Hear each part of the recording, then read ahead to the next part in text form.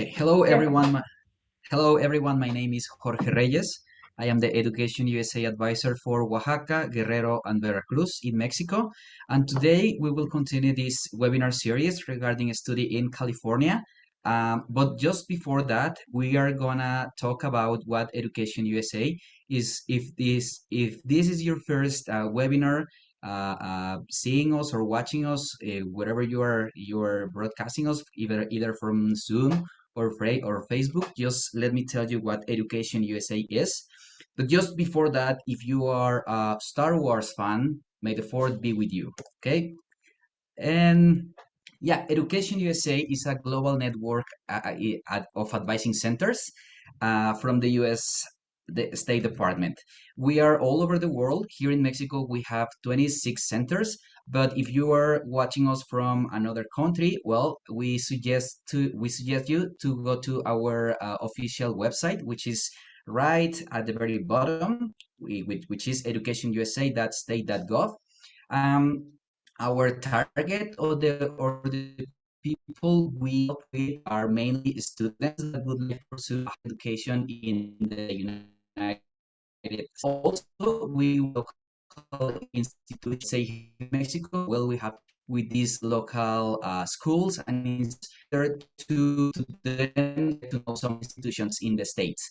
Okay, we also work with ONGs because sometimes these ONGs they have programs for international students that would like to pursue or they would like to get a higher degree in their education. The work we do just before the pandemic, we had these kind of sessions in our advising centers, our physical advising centers. But due to the pandemic, we are running everything on virtual platforms since last year. And this is one of the examples of our services. We do info sessions group, which is kind of one that we are having right now. Have one sessions. We offer workshops. We offer one other resources in government from the institutions, and here some of these programs that the American Embassy runs here in Mexico. And an important fact that we are not an agency, so we don't charge anything from the services we do. All services are for free.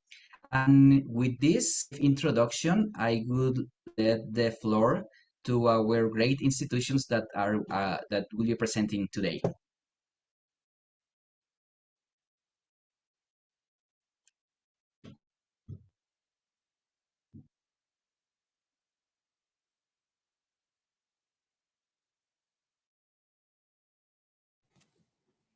Hello, everyone. Thank you so much for making time to join us. My name's Carol Johnson. I'm the chair of Study California.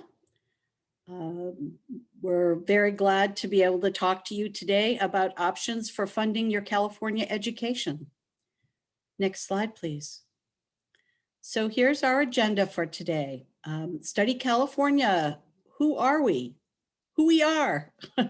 Why study in California? We'll give you a few reasons why it makes good sense. We'll have introductions from our three presenters today. We'll talk about school scholarships and financial aid, external scholarships, specifically for Mexican students. We'll give examples of scholarships and financial aid and cost information for each of our presenting schools. We'll go over on-campus work study, CPT and OPT practical experience. And hopefully, if we have a chance, we'll go over some good news about the COVID-19 pandemic here in California. As they said, type your questions into that Q&A chat space. So Study California, who are we? We're a group of higher education schools, everything from community colleges, Cal State, private schools, University of California, graduate institutions like my school, that have all joined together to work together to recruit students and help grow our international student recruitment. We were formed in 2013. We're a nonprofit, membership-based organization, part of the state of California. And we're all accredited institutions. And we've, again, created this consortium of schools to grow international student enrollment. Our mission statement is to recruit and increase the number and diversity of international students and assist them in finding the best fit institutions that's appropriate to their individual circumstance, their goals, their interests. We want to make sure it's a good fit. We collaborate with the U.S. Commercial Service, the Global Education Team, and the U.S. State Department Education USA Network. And we work with them to form strategic alliances to help us reach out and connect with amazing students like you, and to develop international student recruiting partnerships. I've also listed on the slide, invite you to visit the Study California website. We'll put it later in the chat for you, but there you can search. There's a great search function by region, by institution type, by school program area, the degrees that are offered. And there are profiles for every one of our member schools that give you a lot more information, lots of demographics, more info about support for international students, etc. Next slide, please. So the map here of California shows the 3 regions that are represented today by our participating school and presenters. Santa Rosa Junior College is in Sonoma County, which is north of San Francisco. That's Teresa there. A beautiful wine country, rolling hills, agriculture, but there's some tech companies up there too. It's a beautiful area. I go there for vacation sometimes. There's beautiful redwoods and rivers and beautiful coastline. So then my school, the Middlebury Institute, is on California's central coast. You might have heard of Big Sur. The Big Sur coastline is south of us, but the Monterey Peninsula is very famous for Pebble Beach golf courses, for Carmel by the Sea, and the Monterey Aquarium, besides the natural beauty. And then Dane is joining us from Cal Lutheran University, which is a little bit north of Los Angeles, but allows you access to everything LA. Hollywood is the sign, but there's so much going on in that city. Amazing sunshine and beaches and Hollywood and film industry. So there's a lot for you to do in LA too. So why study in California when you could study anywhere else in the world or another state? Well, number one, we're the 5th largest economy in the world. That's compared to countries. We're just a state and we're the 5th largest economy. We also rank number 1 among all the states in the US for the most international students. I think from Latin America, it's close. From Asia, it's, 1 plane ride. And because we have 281 colleges and universities, it gives international students so many options. They can pick exactly the right fit for them, what type of school, where they want to live, and what they want to do for their careers. So whether your focus is in business or biotech or performing arts, communications, medicine, veterinary science, making wine, all of that, we have a school for every student. We're also home to some of the world's largest technology companies. As you know, we have the Silicon Valley. So we have Google and Facebook and Apple and, eBay and Uber and, all those things. We also have so much natural beauty, 840 miles of coastline and beaches. We have the Sierra Nevada mountain range. There's 3 different desert regions. And there's 2 big regions, different regions of redwood forest. So whatever you love in nature, or maybe you love it all, we have that to offer you. And then if you want some city life, we've got amazing cities, San Diego, San Francisco, Los Angeles. You can find that big city life here as well. One of the things we think is most important for international students to know about California is that our campuses are really, and our communities are welcoming and friendly. Not only to international students, to immigrants as well. So you can feel that you'll be welcomed warmly at any campus that you should attend here. Next slide, please. So you've met me, Carol Johnson, from the Middlebury Institute of International Studies. That's my contact information. I'll now turn it over to Dane. Or no, Teresa, are you going to go next? Sorry. I think so, yeah. Hi. Thank you for joining us today. My name is Teresa Tope, and I am representing Santa Rosa Junior College, which is one of 116 community colleges located in California. So my community college is in Northern California, about 1 hour north of San Francisco, right in the heart of California's beautiful wine country. Thank you. All right, and my name is Dane Rowley. I'm Director of International Admission at California Lutheran University. We're a small private university that gives bachelor's degrees, master's, and a couple of really small doctoral programs. So focused mostly on bachelor's and master's programs just north of Los Angeles. So the first topic that we'll talk about is scholarships and financial aid that you might actually be able to receive from the institutions themselves. Next slide, please. But before I do that, I think it's important to break down exactly what it costs to attend universities, some of the language that we use around the cost of attendance at universities, differences between direct and indirect costs at our institutions as well.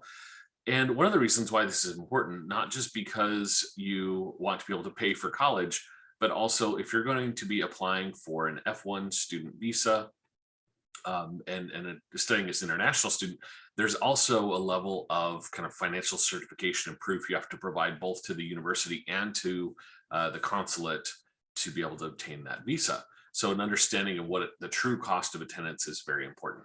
So there are some direct costs that you might have, and those are tuition, student fees, and then food and housing on campus would be direct costs that you pay to the university. Some universities might require you to live on campus if you're a new first-year international student. Other campuses may not offer campus housing or they may not require it. So understanding that is very important because California, one of the great things about California is the safety, the welcoming, the climate. One of the downsides is that most of our cities cost a little bit to live here. And so the living expenses may add a lot depending on whether or not that's a direct cost or indirect costs. Keep in mind, though, that the scholarships or financial aid that you may receive will then lessen the amount of tuition and student fees that you're going to owe. Then on top of that, you also have to make plans for indirect costs, things like books and supplies. If you're living off campus, your food and your housing, local transportation. If you're living in one of our big cities, you may have some decent public transportation. And what are the costs of that? Maybe you need to have some money for Uber or Lyft, or perhaps you might even want to save up and get a used car and get that driver's license to be able to drive yourself around. Other personal expenses that may happen. And then finally, health insurance. Most of our universities are going to require you to either purchase a health insurance plan that we provide, or they'll require you to find some health insurance through the California Public Exchange, and then to prove to the university that you have coverage. Or there may be international plans that you could purchase in your home country and then have access here. I think one of the things that the global pandemic has shown us again is that making sure that our international students have great health insurance coverage is a really important priority to help students be successful academically. You can't be successful in the classroom if you're worried about going to the doctor or not getting the care that you need, both your physical health and your mental health as well. So all those things go together to to complete the full cost of attendance. And so when we're looking at international students and providing that I-20 to apply for the student visa, we need to be able to see that you have the funds, not just for the direct tuition and the fees, but also for these additional costs as well. And how do you put those together? Let's look at the scholarships and financial aid available, and go ahead to the next slide, please. So I'll try and break down some of these things. Some of the aspects we will talk about in much more depth towards the end. Teresa's going to talk a lot about work study and on-campus jobs. So I'll very briefly mention that. The main thing I want to focus on are the forms of merit scholarships and other types of aid that you receive from the university. So merit scholarships are typically based on the overall strength of the application. They may look at a combination of factors like your grades.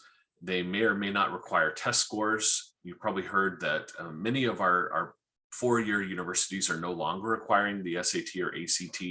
So they may look at other accomplishments as they look at merit scholarships. You're also going to look at opportunities to receive those through a separate application. Maybe you have to apply separately for a scholarship. It doesn't just come automatically based on your application for admission. That's important to note. There may be different application deadlines for a scholarship application that are different from the admission application deadline. There's other forms of talent-based scholarships as well. Many of the universities in the Study California group offer athletic scholarships. I happen to be one that does not offer athletic scholarships, but we do have competitive sports. Typically, the community college system does not offer scholarships. But then you'll find many of our Cal State, our UC, and our private universities do offer some scholarships based on athletic ability. And then we also, many of us offer scholarships based on artistic talent in art or film or media, dance, music, theater. Those are opportunities you may also have to apply or audition for scholarship. And then about 10% of US universities offer need-based aid to international students. I belong to a university that does. We offer need-based aid to our international students as well as our dreamers and our documented students. And so we provide that through a separate application that we house at our university. It's not something we share with the federal government. It's our own institutional money that we have that's need-based grants. That's going to be based not on your academic merit, but on your family's financial situation, your family's ability to pay. Those are typically requiring a separate application as well. And then there's other special scholarships for each school. I mentioned athletics, talent, other things. They may have other forms of aid. Then this consortium that we're proud to belong to, Study California, offers scholarships as well. And these scholarships are offered annually in the fall to incoming international students, typically for about $1,000. And that is a $1,000 check directly to you as a student. And all of our member institutions get the word out to our students that are coming in each fall to encourage them to apply for that Study California scholarship. One of the things that I want you to consider for scholarships and funding your education is every little bit helps. So don't just look at a scholarship competition or an outside scholarship that is $500 or $1,000. Every little bit is going to help reduce that overall cost of attendance. And then finally, if you're a graduate student or if you're working with graduate or master's students, then many universities will offer graduate teaching assistantships as well as graduate assistantships or research assistantships. So these are essentially part-time jobs that you're going to be getting paid either directly in a salary, or you might be getting paid by reducing your overall tuition fee in exchange for your work at the institution. So perhaps you might work 15 hours a week. In exchange for that, you get 2 classes paid for. Those might be through teaching undergraduate students, or maybe you're doing research with a professor. And so you're kind of paying your way, contributing to the university's academic life and professional life while you're also earning money towards your degree. That's really common in research universities and teaching universities for graduate teaching and research assistantships. And then, as I mentioned, we have work study, on-campus jobs. Most of your first-year international students cannot work off campus in their first year. And then even after the first year, there's very strict rules that Teresa will talk about CPT and OPT, but you can work on campus. And there's a variety of great things that you can do with that. The pay in California is quite competitive for our student workers. And again, Teresa will be talking about that in a little bit more detail in just a few minutes. But with that, I'll go ahead and pass it off to Carol to talk about external scholarships for Mexican students. Thanks. Thank you, Dane. That was great. So it's surprising and makes me really happy when I work with a student from Mexico, because there are so many opportunities for scholarships right there from your home country. Next slide, please. So here's a couple of opportunities for you.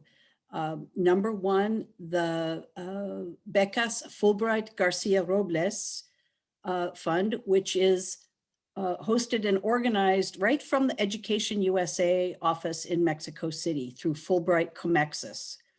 I invite you to visit their website and learn more about the scholarships that they offer. Those are really amazing sponsored programs.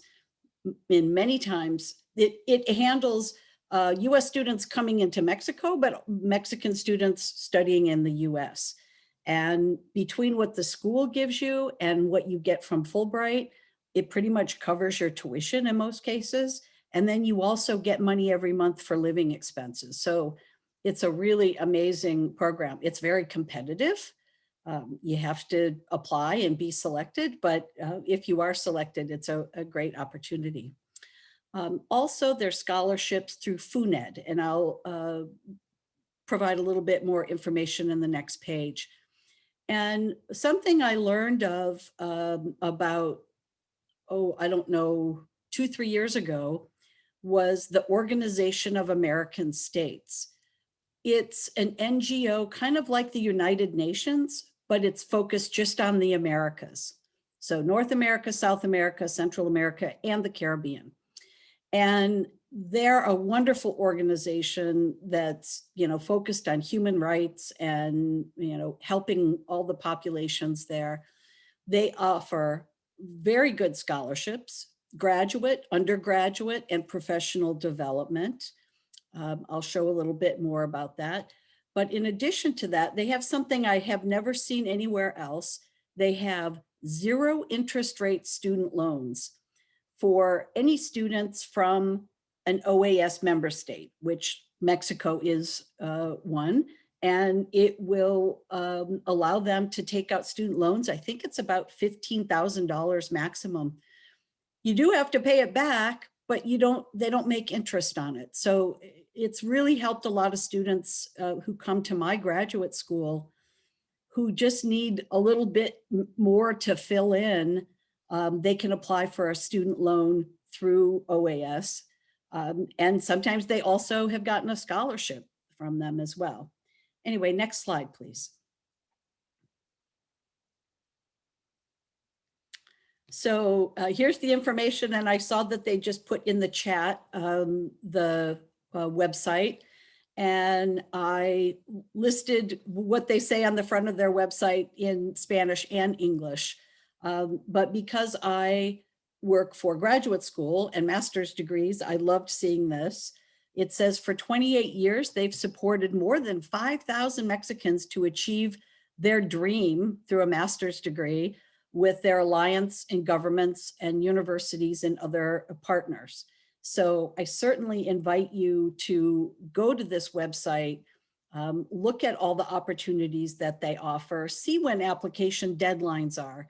I always say do that right away, so you don't apply later and then find out, oh gosh, I just missed the deadline by 2 weeks.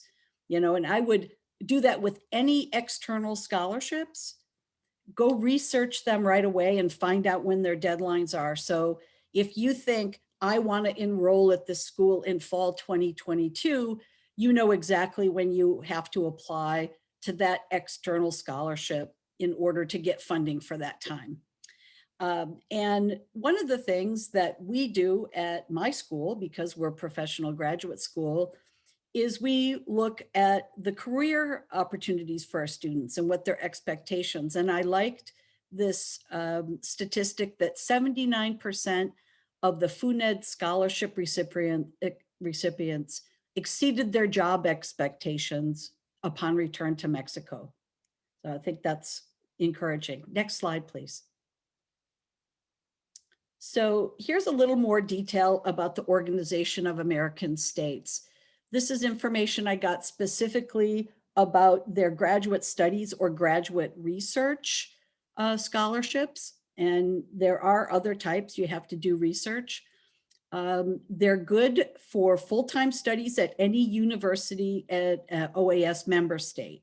And again, that's almost all of Latin America and North America and the Caribbean. So it gives a lot of opportunity. It's not just the USA, but we hope this is where you'll choose to study. They're not good for study in your home country. So if you're from Mexico, you can't use it to study in Mexico. It will cover on-site or online or hybrid combination of both. Applications for scholarships for online studies will be prioritized. So they will prioritize on-site programs just because of the demands that you'll need for housing and all those things. They're good for minimum 1 year, but possibly 2 years. And most master's degrees are at least one, some 3 semesters, but many 4 semesters, and they will cover all of that. Now, one of the things that they do require is that you must return and remain in your sponsoring country, which would be Mexico, for a period of no less than 24 months after completing the program. So they want to send you abroad to get the education, but they want you to bring that education back and help contribute to the local economy. Then after 2 years, you're welcome to go back to that country or go somewhere else. But that is one of the requirements, and you should think about that before you apply. So again, they're awarded for graduate studies or research. And this particular scholarship doesn't cover medical sciences. They have other scholarships for that, or learning new languages. But pretty much every other subject area you can think of would be covered by this. So I just want to make sure that you're aware of this. For years, I had no idea, and I've been so glad to learn about Organization of American States to provide this information to international students when I talk with them. Next slide, please. So each of us is going to go over a little bit of information about our own schools and the financial aid we offer. And again, I work at the Middlebury Institute of International Studies in Monterey, California, and we are a professional graduate school. Next slide, please. So at the Middlebury Institute, we attract students who really want to make a positive impact on the world. Our tagline is, "You want to change the world, we'll teach you how." And we're very proud of that. Our students do go on to do amazing things. So first of all, when you apply, we ask you if you want to be considered for a merit scholarship. You say yes, and then you'll get a prompt to write an essay about why you should get a good merit scholarship, all the amazing things about yourself. I always say this is the time when you need to call your mom, because your mother remembers every gold star, every trophy, every award, special recognition. Sometimes we forget, but mothers always remember this. Then we also asked, do you want to be considered for need-based financial aid? For international students, we offer some need-based grants. They're not huge, but still, as Dane said, every little bit counts. They go from $1,000 to $4,000. They're awarded the first year of study. You can apply for them in year 2 if you get awarded, but it's there to really kind of help get you here, get you to study with us. We have partner program scholarships. So we have partner universities around the world, but we also have organizations like the Peace Corps. If you've been awarded a Fulbright grant, whether you're a US student or an international student, and you've been selected for a Fulbright program, there's a guaranteed $10,000 per year merit scholarship. If you do other programs that are volunteer or service oriented, if you've done teaching programs where you've gone to Japan or France or Spain or Korea and taught English, this is more for our company, or Spanish could be for one of those organizations. We have a $10,000 or $12,000 guaranteed merit scholarship if you've been a participant of those programs. We also have endowed and named scholarships where we have a big donor that will give us some money and they tell us this is for Chinese students who are exceptional in environmental policy. And the student doesn't have to do anything special, but towards the end of the admission cycle, we'll go through and the advancement team will select students and give them one of these endowed or named scholarships. If you've gone to any of the Middlebury language schools or short-term programs, there's an affiliation scholarship that's an additional $5,000. There's also a Middlebury Legacy Scholarship. If you've done any of their degree programs, undergrad or master's, you get an additional $10,000 sprinkled over your program. If you apply and we find that you need more work on your English, or you need more work on your French or Spanish or Russian, because we offer all those languages, you may get a summer language scholarship to cover an intensive language program in the summer that helps prepare you for your graduate program. And then we offer a list, a PDF list of lots of external scholarships, including some of those that I mentioned today. But so that's kind of our offering. And every school is going to have a little bit different depending on their level and the programs they offer. Next slide, please. So this is an example, kind of a snapshot of a very strong candidate who would apply to the Middlebury Institute.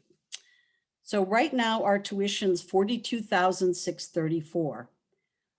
We get quite a few very strong candidates, and I've seen a good number of scholarships as much as $20,000 per year. That is the very high end. Most are 12, 14, 16,000 per year.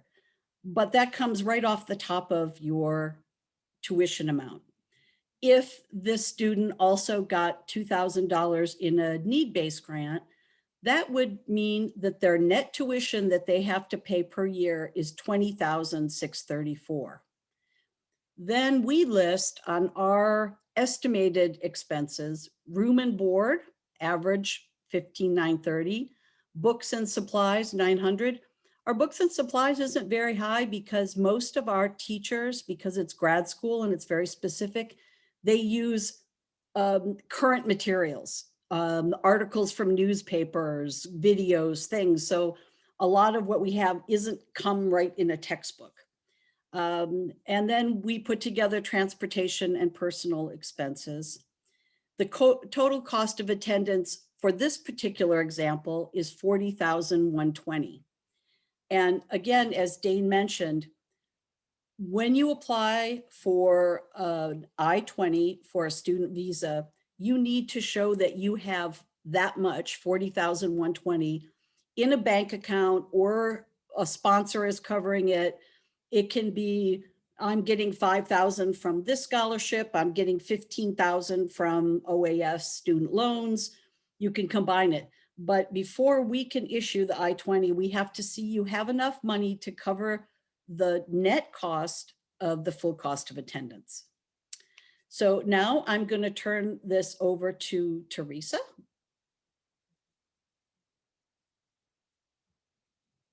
Oh, I'm sorry. I did this again. We're going to have Dane now. All right, yeah, I'll jump right back in. I talked about a lot of this, but I'll give you some ideas of what the costs are at Cal Lutheran and how to pay for that as well. So next slide, please. And this will give you a sense for, and this is pretty typical actually of private universities, four-year universities in California, this type of kind of structured merit and need-based data awarding. So I can't speak for other private partners, but in the details, but for the most part, this is similar. So we have academic scholarships that we award at the time of admission based on the student's application. We don't require them to apply separately for these academic scholarships that go up to $39,000 per year. We do not require SAT or ACT for consideration for these. Then in addition to that, we offer 4 Global Scholars Program scholarships to 4 freshmen, international students only, and then 4 for transfer students as well. And these are awarded based on an interview and looking for students who embody our mission to educate leaders for a global society, who are confident in their identity and committed to service and justice. And so it's a great virtual interview process, so students don't have to come to campus to be competitive for these up to $35,000 awards. We also have visual and performing arts scholarships. They don't have to be a major in that area. They don't have to be a music major to get a violin scholarship. They could be a business or a biochem major, but then commit to be a part of one of our music ensemble groups. And then we also offer need-based grants, anywhere from about $1,000 to $10,000 based on the family's demonstrated need. And then kind of cut off there at the bottom of the slide is the disclaimer that for graduate students, we do not offer any kinds of scholarships or aid. But we do charge students the same tuition rate. We don't charge international students higher than we do US students. That's one of the benefits of a private education, is that the tuition fee is not tiered based on where the residency of the student is. Next slide, please. So keeping in mind the awards that we give, I always like to lead with the scholarships, because the price tag can be a little bit scary if you don't think about the tuition of the scholarships the students might get. So our comprehensive costs are about $67,000 per year. That includes living on campus and also the required health insurance. However, our average international student financial aid package this year is $28,000 US. That's the average award. So we have students receiving as much as $40,000. We also have some students receiving maybe as little as about $10,000, but overall 97% of our international students are receiving scholarships, financial aid, or both. So, often what we find is students who are really strong academically and have some modest need end up paying actually rates that are similar to what they might have in-state tuition, for example, at a UC or a Cal State, or at least close to the international fee at some of those public institutions. So it makes us a little more competitive as a private school, even though students might assume that we're more expensive. So that's a little bit about Cal Lutheran. And I think now we will pass it to Teresa for the next. Thanks. Okay, as I mentioned before, my name is Teresa Tope, and I'm representing Santa Rosa Junior College, which is a community college. We provide the first 2 years of your bachelor's degree. Next slide. So at Santa Rosa Junior College, not all community colleges award scholarships, but Santa Rosa Junior College has quite a lot of scholarships, actually. So I'm going to mention a few of those. The first one there is the Doyle Scholarship. That is available to new students. So you can actually apply for that scholarship before you leave from Mexico. It is for high school students only, who are applying fresh out of high school and going into the fall semester. Once you get the Doyle Scholarship, it's $1,200. And it will automatically renew for your second year. So that one is $2,400. For most of the scholarships at community colleges, including Santa Rosa Junior College, the requirements are minimal. So you do need to write an essay. It depends on the scholarship. Usually there is a GPA requirement, but it can be as low as 2.0. And the Doyle Scholarship is awarded to anyone who is eligible. So if you're in high school now, you're considering coming to Santa Rosa Junior College, apply for it. Go online and apply for it. The next category there is our foundation. We have one of the largest foundation programs of any community colleges in California. So these are endowments. Carol talked about endowments a little bit. These are private donors. We are in Sonoma County, which is a fairly affluent area. We are fortunate in that way because we have a lot of people in our community who give money to our foundation to support our students. So we award more than 700 scholarships through our foundation each year. They are awarded to continuing students and transfer students. So continuing students, you would apply during your first semester, and then after completion of 12 units, you need to take 12 units as an international student. We have something to look at as far as the GPA, and then we can determine whether or not you're eligible for some of the foundation scholarships. You can apply for more than one. You can apply for as many as you're eligible for, actually. And then transfer, what that means is it will be applied to your transferring college or university. So as I mentioned, community colleges provide the first 2 years of a bachelor's degree, and then you transfer to a university to complete the second 2 years. It still takes 4 years to get your bachelor's degree, but you're transferring in between. So some of the SRJC scholarships will help you pay for the next institution that you transfer to. And then the next category is international student scholarships specifically. We do not have very many international students. We only have 75 right now. That's out of about 24,000 total enrollment. So that means that your chances of getting an international student scholarship are incredibly high. Not everyone applies for them. In fact, we're always surprised at how few students apply for these scholarships. It's usually about 25% of our international student population. And international students, F1 students, are the only ones who can apply for these. So yeah, apply for them if you come to SRJC. So I've mentioned just a few there. That first one, Margaret Trussell, for example, that is the donor's name. She awards 12 $1,000 scholarships each year. And then you can see the others, they vary in amount and they may not seem like a lot, but like Dane said, every little bit counts. And when you see how low the tuition is at community colleges, you will understand that these are very beneficial. And again, you can apply for more than one. And then the last category there is external scholarships. So I've just mentioned a few that I know of that international students have gotten. You can go directly to the department, your program of study department, and they will inform you of any external scholarships for your particular major that they know about. I know that there are scholarships for nursing students as well as engineering students.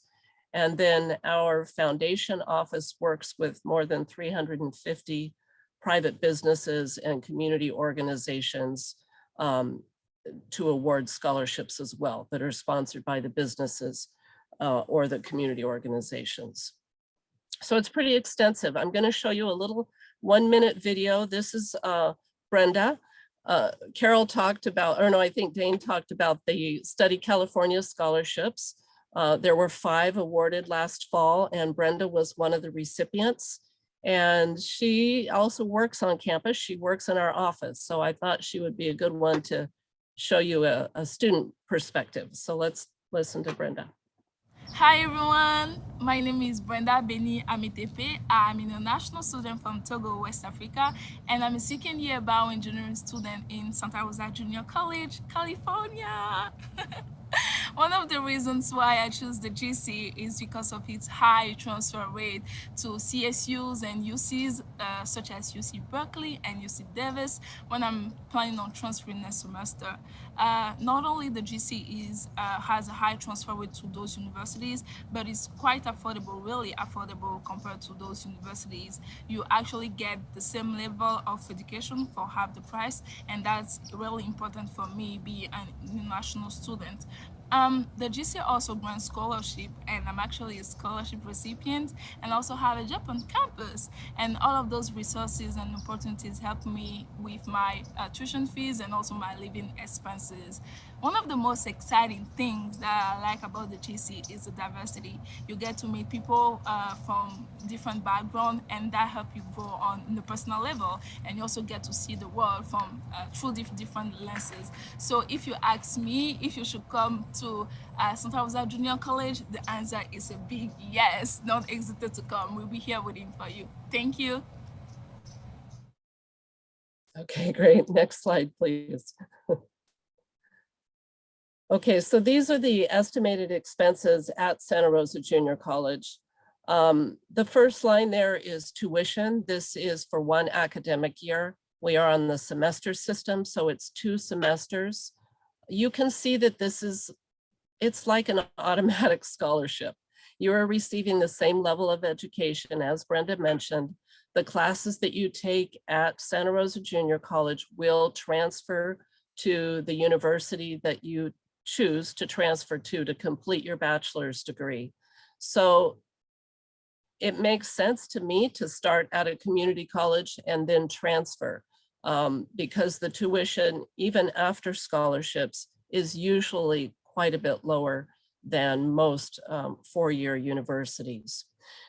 This is, you'll see that different community colleges throughout California have slightly different tuition prices, but this is pretty, this is kind of typical of what community college tuition and fee prices are for one academic year.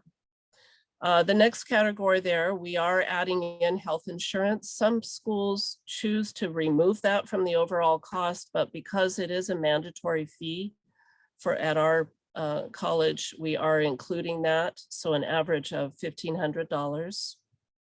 The next category is room and board. So this is your housing and your food. We're estimating about $13,000.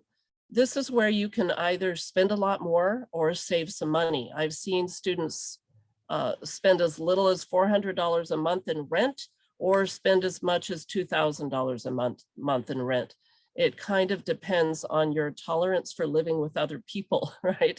If you're willing to share a room with another student, maybe a 3-bedroom apartment for 6 students, then the cost will be relatively low. If you want your own apartment, your own room, your own bathroom, mine, the cost is going to be higher, obviously. Books and supplies, that's our current estimate. Transportation, personal expenses, we're estimating about $1,700. So your total cost, the estimate in order for us to issue an I-20 for you is $27,000. And that is before you apply for any scholarships. Okay, next slide, please. So we talked a little bit about how you can apply for scholarships and help that offset the cost of your education. Now I'm going to talk a little bit about getting some work experience while you're in the United States. This will be valuable for you, not only because it will help offset the cost of your education, but you're going to have it on your resume. It will help you find a job when you go home to Mexico. So the first category there is on-campus employment, followed by CPT, curricular practical training, and finally OPT, optional practical training. So I'll talk a little bit about each of those. Next slide, please. So the first one is on-campus work study. This is you can do this right away as soon as you arrive. In fact, you can start working 30 days before the start of your program of study. So this is great. Go online as you are getting ready to come to the US and see what your campus of choice has to offer as far as on-campus employment opportunities. You do not need prior authorization in order to work on campus. So this is great. The other 2 categories do require prior authorization, but on-campus work study does not. There are a few restrictions. One of them is that you're limited to part-time employment, so 20 hours per week while school is in session, and then 40 hours per week, which is full-time, but during the breaks. So during the summer, maybe during winter break, you can bump up your hours a little bit. There are different internal policies regarding on-campus employment. So you need to check with the college or university of your choice to see what their process is as far as how you obtain your job, and then how you get your Social Security number, and how you will get paid. And also sometimes there are restrictions around the number of hours that you can work. For example, at Santa Rosa Junior College, we have a policy that students can only work 25 hours per week, even during the breaks. So that's a little bit different, maybe than some other colleges or universities, but you need to check with your college or university. And then this is nice, at your school location, the employment, of course, can be for any of the campuses that are operated by your college or university. So Santa Rosa Junior College, for example, has 5 different locations. You can work on any of our campuses. So we have our main campus in Santa Rosa. We have another campus in Petaluma. We have a 365-acre farm. You could work at the farm. We have a culinary arts school and a public safety training center. So of course you can work at any of those locations. But you can also work for commercial businesses that are located on the campus, as long as they work directly, as long as they serve students directly. So at Santa Rosa JC, for example, the bookstore as well as the cafeteria is a commercial business, but you can still work for them. I'm not going to give you a lot of detail because it's very, well, there's a lot of detail when it goes into employment opportunities. But what I do want to point out is that little flyer up in the right-hand corner there. All colleges and universities that serve international students will have resources for you available, workshops, and a lot of support around how to find jobs and how to stay in status while you're working. So we will explain all of these things again when the time is right, when you actually are starting your employment opportunities. Okay, next slide, please. So this is just a few examples of on-campus employment opportunities. This will vary a lot depending on your college or university of choice. SRJC is, our main campus is 40 acres, so there are a lot of landscaping and groundskeeping opportunities, working outside and taking care of our gardens, our beautiful gardens. You can see a list of other opportunities on our campus, and I'm sure Carol and Dane could elaborate on opportunities at their campuses as well. We come from very different institutions as far as what the campuses look like and the size and stuff. Okay, next slide, please. Okay, the next category is a little more restrictive. It's called CPT, Curricular Practical Training. So curricular practical training is an off-campus employment opportunity that's available to students, to international students. And it's considered, but it has, so the restrictions are that it has to be related to your major, to your program of study. On-campus employment does not. You could work in one of our coffee shops, for example, even if you're an engineering major or, something that's totally unrelated. But for CPT, it does need to be an integral part of the curriculum, and it has to be directly related to your major. It can be unpaid, it can be paid, it can be work study experience, internships, or cooperative education. Okay, next slide. All right, so in order to be eligible for CPT, you must complete 1 full academic year. So that's 2 schools that are on the semester system, it's 2 semesters. You have to maintain your F1 status for 1 full academic year before you can start applying for CPT opportunities. So students authorized for part-time CPT, which is 20 hours a week or less, must enroll in a minimum of 9 credits if you're a graduate student, or 12 credits for undergraduate students. And then students who are authorized for full-time CPT need to work more than 20 hours a week, or that is more than 20 hours a week. They must be enrolled in at least 1 credit hour each semester they engage in CPT. And then CPT does need prior approval, so you must work with your designated school official, but it does not have to be approved by the government, by USCIS. There will be a notation made on your I-20 indicating that you have been approved for CPT. Okay, next slide, please. And then OPT, so optional practical training, and you can take advantage of all of these, right? So the first year you can work on campus. The second year you can start your CPT opportunities working off campus for an employer that's related to your major.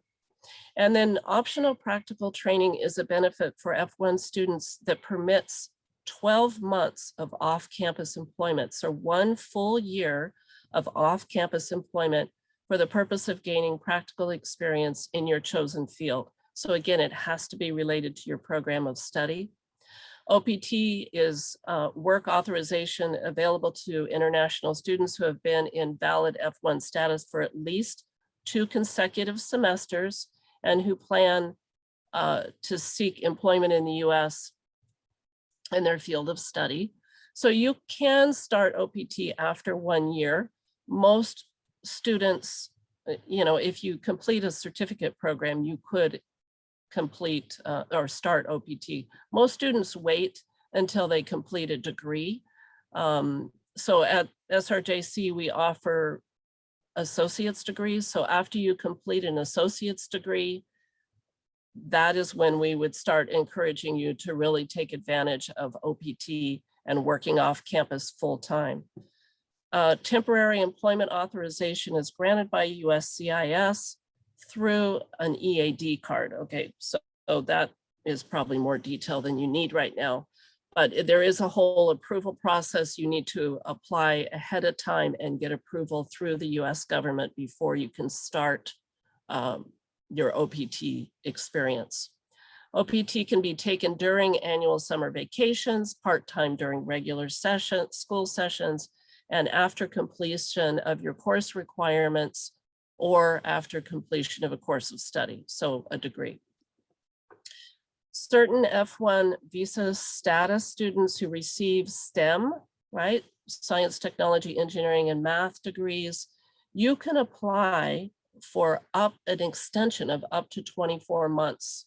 So a STEM student who starts at a community college, earns an associate's degree, has 1 year of full-time employment, OPT employment after the associate's degree, goes on to get their bachelor's degree, earns another year of full-time, 1 year full-time employment after the bachelor's degree, goes on to get their master's degree, and might be eligible for 3 years of post-completion OPT.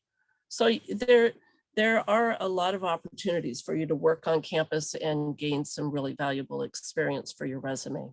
Okay, next slide.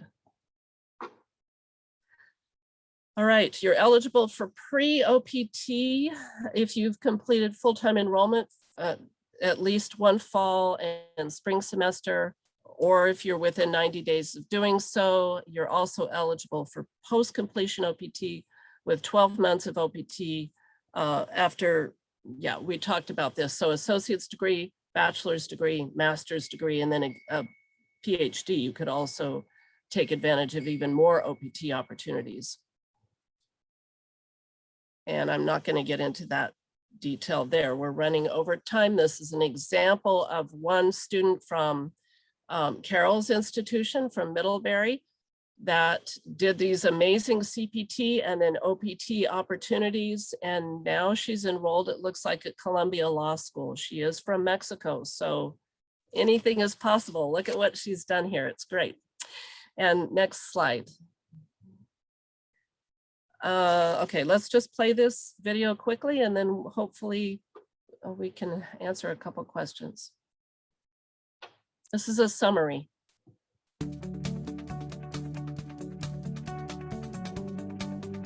What I like about my job is to make customers happy and to get experience to prepare for my future.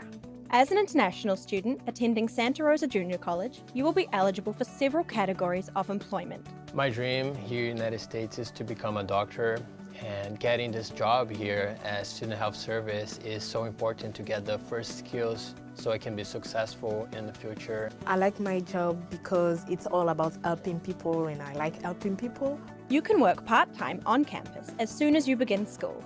I think this job will help me in the future because, for example, I did presentation in front of 1,000 people. So I can learn like how to present it in front of those kind of like huge number of people. What I like about my job is be able to help students who are in crisis or are in deep need of help and deliver them a good service so they can leave here with a huge smile. The friendly staff in the Student Employment Office will gladly assist you with on-campus job opportunities. I found my job in the list of job opening in Student Employment Office. I just applied to admission record and I got the job. I found my job walking around on campus. A few people were out doing health promotion and they brought me over to the clinic and I applied.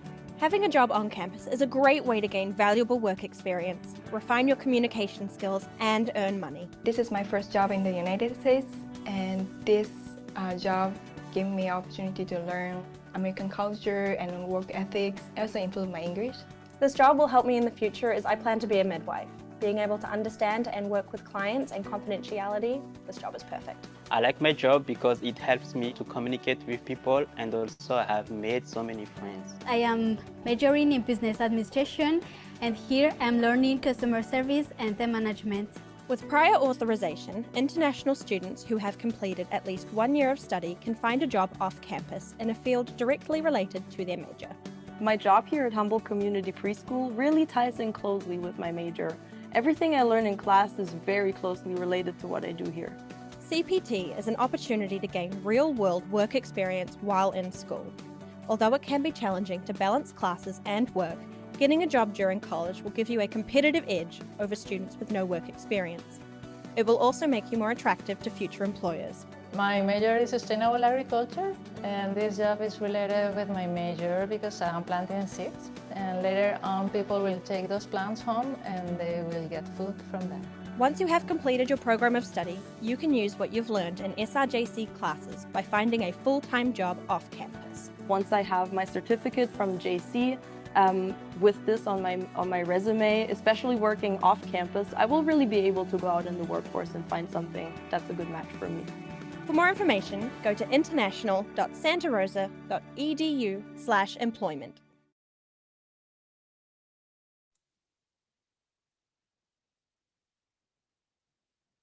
I think it's time for us to take questions now.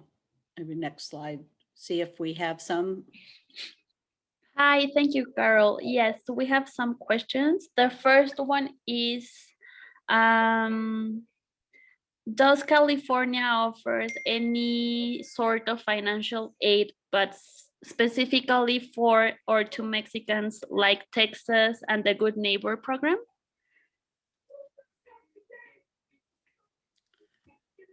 Not that I know of, not specific to Mexico, but you know, that's where something like Organization of American States can come in. And each school has very specific scholarships that might come from their region. Okay, thank you. Yeah, and I think the only place I know there's nothing formal with California like there is with Texas, but I can't remember exactly, but I know that there are some institutions in San Diego just because it's right there on the border. We do have some students from northern Mexico commuting daily across the border to go to school that they may have some kind of reciprocal scholarship for that. But I would encourage students to look at those specific universities in San Diego. Thank you. If we get a scholarship, are we still allowed to work a part-time job on campus? Yes. Yeah, the scholarship doesn't affect the work study is that you do that up to 20 hours is your choice. The scholarship isn't dependent on not working. We want you to have as many opportunities as possible to be able to fund your studies. Thank you. Do I need a separate application for a scholarship? Like the general application to study in any university, and is it a separate application for a scholarship? It depends on the institution, but typically, yes. I mean, at Santa Rosa JC, it is a separate application. But once you complete that application and write an essay, it goes to all of the scholarships that you're eligible for. You're automatically applying for multiple scholarships. I think, Carol, you were going to say something else. Yeah, it's within our online application form. We ask you, do you want to be considered for a merit scholarship? And if you say yes, a prompt comes up and says, write an essay of 300 words telling us, the reasons why you deserve one. So you don't have to create a different application, it's within it, but you have to write an essay. And then we ask the same thing about financial aid, which is different. A scholarship that we're asking about is based on merit. But again, every school may be different. The public schools, the Cal States, the community colleges, the UCs may have a certain process, but private schools, language schools may have a little different and may require a separate application. But ours is within our one online application form. I don't know how it is with you, Dane. Yeah, so most of the scholarships are automatically considered for students without a separate application.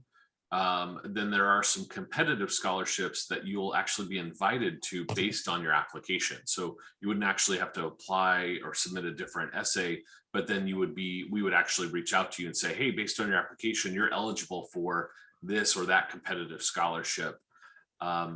Another scholarship that I didn't mention is we have kind of a price matching of sorts scholarship where it's called the Public Price Promise. And if students get acceptance to any one of 10 select UC campuses, that we will actually give them a scholarship that would make the cost of attending Cal Lutheran the same as the average in-state tuition cost of attending a UC. That scholarship is about $29,000 per year. Thank you. I have two more. Are classes going to be fully online or hybrid for next semester? I'll go ahead. Oh, go ahead, Teresa. A combination. We're not going to be fully online, so we are expanding our in-person class offerings, but we are still primarily going to be online, but we will be expanding the offerings. And we have set up a class specifically for new incoming international students that will meet the USCIS requirement for those students to have an in-person class. It's a half unit class, a counseling class, and all of the international students will be enrolled in that class, so they will meet the in-person requirement to stay in status. Thank you. And finally, do you have any tips to reduce costs?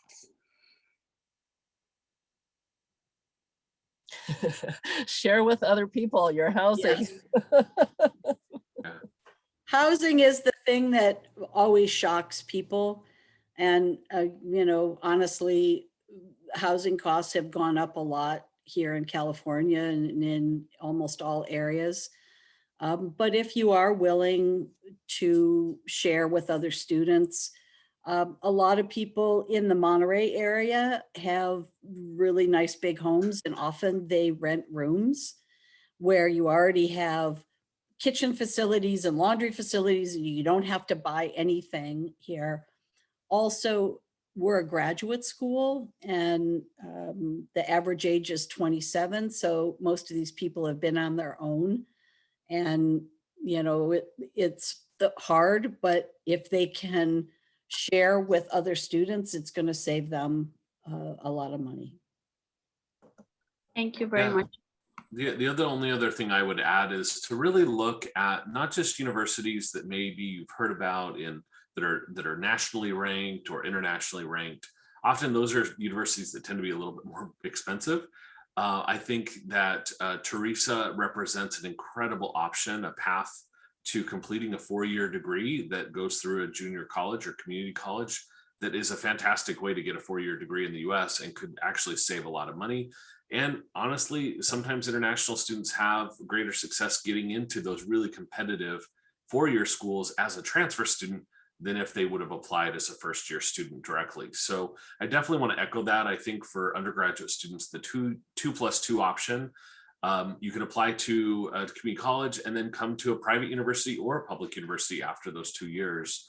That's a great way to maximize your time in the US and have 2 different institutions that you're a proud alumni of. Thank you very much.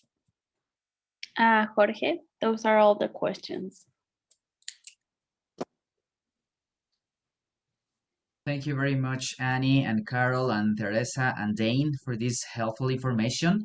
I just want to finish this session. Thank you for all the attendees that attend this session. But remember, we have our final session this Thursday, which will be Study California webinar as part of this series, Continuing Education. So yeah, so don't miss it because will be the last one that we will be having. And just to wrap up, I'm gonna share our contact information. I don't know, Elvira, if you can put the next one. Okay, thank you very much.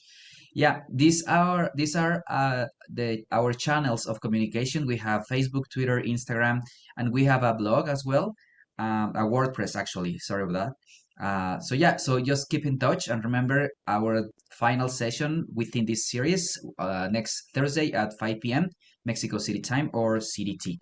And thank you for our presenters. Thank you very much for this helpful information. And thank you for all the attendees. I guess we are dismissed now. Thank you so